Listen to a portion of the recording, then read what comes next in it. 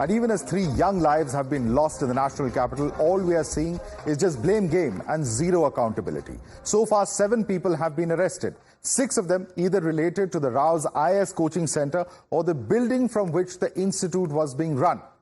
The 7th person to have been arrested, believe it or not, is the driver of the SUV, Manoj Kathuria, who actually is seen in some visuals driving past this basement.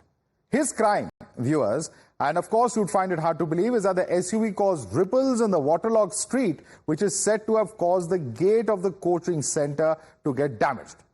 Let's take a quick look at some of the reasons cited by the police today for arresting the driver while opposing his bail plea in the court.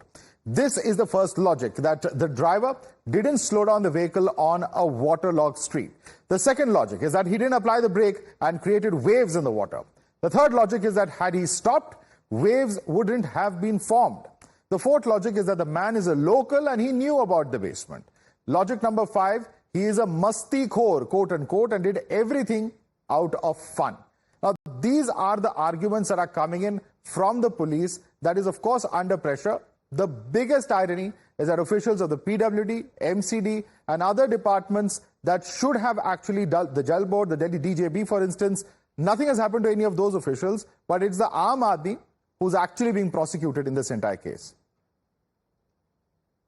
The shocking case of 3 UPSC aspirants losing their life in a flooded basement in the national capital has sent shockwaves across the country. Of course, there has to be accountability.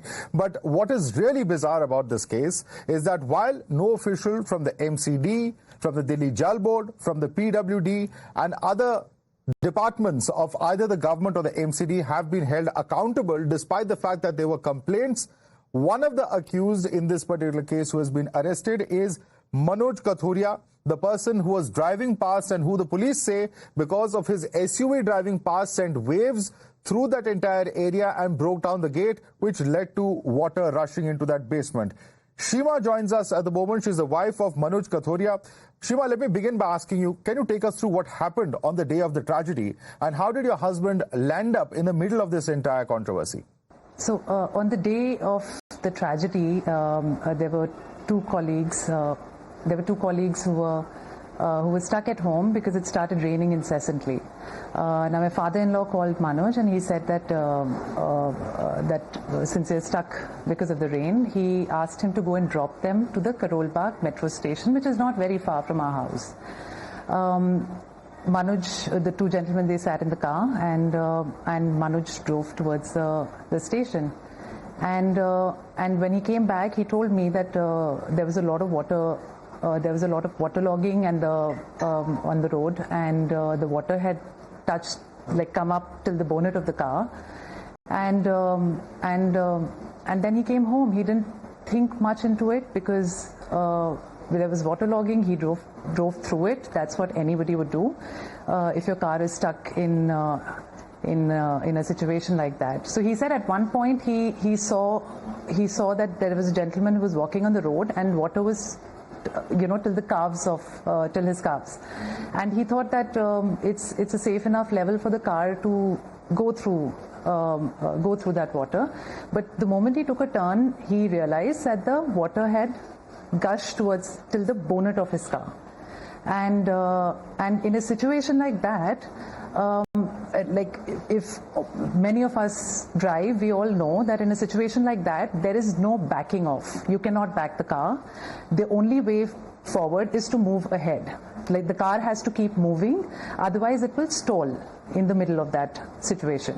So he was doing what any regular person on the road would have done, stuck in a situation like that. He was just driving through that waterlogged road, trying to get to a safer spot, and that's what he did. He came back home, and in the morning we read about the tragic incident that happened at the academy, and I even spoke to my husband and I said, you must have been around the area when this incident had happened, and until then also we had not realized that he was exactly in front of the academy when probably it happened. the next day on Sunday at about 5:36 p.m., the police showed up saying that his car had come in a video, was seen going in front of the academy, and they had to take him to the police station along with the car for regular questioning since he was there when the incident happened. So he complied and he went to the police station, and within 20 or 30 minutes my father-in-law gets a call from Manoj, and he said that they are arresting him. Obviously all of us panicked and we rushed to the police station, and we did not even know what the charges are, why they are arresting him, and what his fault was for driving through a waterlogged road. Absolutely. So later at night we got to know about all the charges, and they refused despite many attempts from our legal counsel to get a copy of the FIR. We were not handed anything till the next day in the evening when the hearing started. And I think by law they're supposed to give an FIR copy. They said that it's a sensitive case, so we cannot give an FIR copy to anybody. Right. It's a constitutional right to get an FIR copy when somebody is arrested before the court hearing, so that the legal counsel can prepare for the hearing. Absolutely. But they got to see the copy only in court. Right. But, I want to begin by asking you, I've also asked you, when you heard about these cases, about the fact that he's being detained because his vehicle passed through, what was did you really know that these are the specific charges? Did you find them bizarre? What was the initial reaction when you heard about this? Absolutely, the charges were all bizarre. None of us in the family were expecting 105, 106, 290, like so many charges to be slapped on someone who is an innocent bystander just trying to get to a safe spot on a waterlogged road. A situation that was not created by him, it was created by the civic bodies who are responsible to take care of the drainage system and the roads and keep them in order. Absolutely. Because we've seen today, for instance, when the arguments took place, the additional public prosecutor for Delhi police has said in court that when we see waterlogging, we slow our vehicles down. But this accused didn't do that. Mera to kuch nahi jayega, he must have thought. He didn't apply the brake, and look at the waves. Had he stopped there, waves wouldn't have occurred. How would you respond to these kind of arguments which are coming in from the prosecution side? No. As far as I know, but I would not like to, as far as I know, in that video, the brake lights are on, okay? And the car was not speeding. It was in first gear. The car in a situation like that you cannot drive a car in a situation like that at a speed of 5. In first gear, it must have been, I don't know what the exact speed must have been, but it must have been around 10, 15. The car has to move forward. At a speed of 5, it cannot move forward. The water will get into the water is still the bonnet of your car. What do? Water will get into the radiator and the engines, and the car will stall. So what the video is out there in the open for everyone to see, and I don't think his car is speeding. Right. And one of the most perhaps bizarre, strange, whatever one chooses to call it, things is the Delhi police saying reportedly in the court that your husband Manoj is a masti khor or masti mein inhone ye sab kar diya. But from what you've told us, that's not exactly the case. No. He was going to drop two gentlemen who were stuck in the rain to the metro station to a safe place so that they could get back home. And from there he was driving back home. So how does that make you why are you masti khor if you're trying to drop somebody to the metro station and come back home?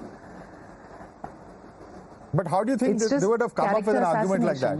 Are there some other incidences? Is he somebody who's into, off-roading or adventure sports because this is an SUV? Is there some reason that they are saying this? Where is this all coming from? I mean, only they would know. They're just trying to, they're doing what they have to do. We'll do what we have to do. I don't know where it's coming from. Maybe I don't know. Maybe it's the SUV, but what is? So many people in the city are driving SUVs. So what if he was in an SUV? It's an all-utility city vehicle for him, and for many other residents of this city and many other cities all over the world. If there is waterlogging happening, is the SUV supposed to stop? Is there a rule that the SUV should stop and other cars and the rickshaws can go, Absolutely, but the SUV should not go through it? True. And also this last argument... There were no police barricades over there. Yes, please go on. I was just saying that there were no police barricades or anything that said that there is controlled traffic on that road. Had there been a sign or had there been barricades, then obviously he wouldn't have driven on that road. And anyways, nobody wants to get into a situation like that. Absolutely. It's just that when he got into it, he realized that the water has come up to the bonnet, and in a situation like that, anyone who drives knows that you cannot back. You cannot go back. You can't go back. You will only try to move forward. They've also argued in the court, and this is the last point of argument that I'm going to put across to you, that, since he was a local, Manoj would have known about the flooding problem at the Rau Institute basement. Is this something that Manoj was aware of? We live in Delhi. I think all of us know that there is a flooding problem in many areas in Delhi. So being a local and knowing that there is a flooding problem, that flooding problem probably happens a few times in a year, but every time it rains, would you stop going on a particular road because there had been a flooding problem 10 days back or a year back or 15 days back? You Absolutely. would still, he just had he known that that road is flooding at that point of time, that was the only way to get to the station. Had he known that the road is flooding, he wouldn't have driven on that road. Absolutely. And in fact, a lot of the students that we've spoken to in that area, they've said that the landlords, brokers over there, they've prioritized their own interests, profit making, etc., over the safety of the students there. And in that sense, is it the coaching institute? Is it the MCD? Is it the Delhi government? Is it the Jal board? Is it the PWD? Who really do you hold responsible for what has transpired? I think everybody, it's the MCD to begin with. Everybody, the MCD is supposed to be taking care of the drains. The government is responsible. The institute, the person who owned the institute, the academy owner, is responsible for, from whatever I've been reading in newspapers, the NOC for the basement was not for a library. The NOC was given for storage. So why was there a library? Why was there a biometric system, an electric biometric system on the door? And there were no escape routes, emergency escapes. So I think the MCD is responsible, but definitely not my husband. That's the point I'm making. Do you think that this is the most bizarre irony, that today your husband is behind bars, but none of these officials, and there have been official complaints over a month ago to some of these officials as well about the flooding circumstances, and yet no action was taken. Do you think that they should be the ones, facing this kind of arrest or accusation? Exactly. From whatever I've seen on reports, that on the 26th of June somebody had reported about the institute, the academy, and there were 2 reminders also on that particular report, and so complaints have been, and then there was some complaint that was made about the waterlogging situation also in that area, and nothing was done. So who was supposed to take? Those are the people who are responsible. When people are complaining and they were not taking action, then they are the ones who are responsible. Absolutely. And lastly, did you speak to Manoj in the court when he appeared today? Were you able to get a word with him? What's he saying? No, Manoj was not, and he's in judicial custody right now, so he was not in court today. We met him yesterday, and yes. And where do you hope? We are all positive. Sorry? No, and I was just asking you, where do you hope things will now pan out? Are you hoping for a quick hearing and that the charges against him would be dismissed, that he would get bail? What's the next way out, legally speaking? We have full faith in our judiciary because I know my husband has done nothing wrong, and we have full faith in the judiciary. And I'm very sure these are all glitches that today, today he could not come out, or the hearing is happening today, tomorrow, at this time or that time. These are just temporary glitches. We trust the judiciary, and something good will come out. Right. And if I can leave you with the last question. What would you say to the Delhi police now if they're watching the show?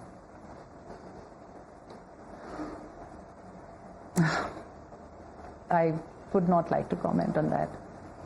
Okay, I think you've said a lot. Thanks so much, Shima, for taking the time out and speaking to us here at Times Now. And we certainly hope that justice is done as far as Manoj Kathuria is concerned, because it's a bizarre case by any stretch of imagination. And certainly those who are really responsible for this tragedy, where citizens of Delhi are losing their lives, certainly, of course, need to be brought to book. Thanks so much for joining us this evening. Kerala's Wayanad has been hit by one of the worst natural disasters, with torrential rains triggering landslides leading to more than 100 deaths and, of course, many others feared injured as well. Times Now is on the ground tracking the reality of the tragedy and the trail of destruction that the landslide has left behind.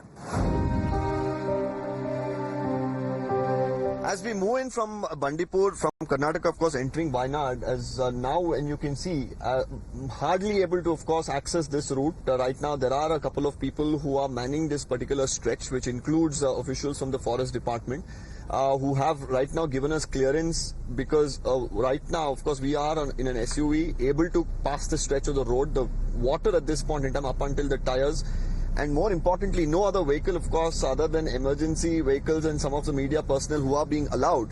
And as we, try to navigate through these stretches, we should note that the huge amounts of water, of course, have, entered. This is because various dam gates have been opened. And apart from that, there is also, of course, concerns with a lot of tourists right now being trapped. And the fire department, the NDRF, and everyone trying to work together to ensure that they will be able to evacuate as many people as possible, as soon as possible.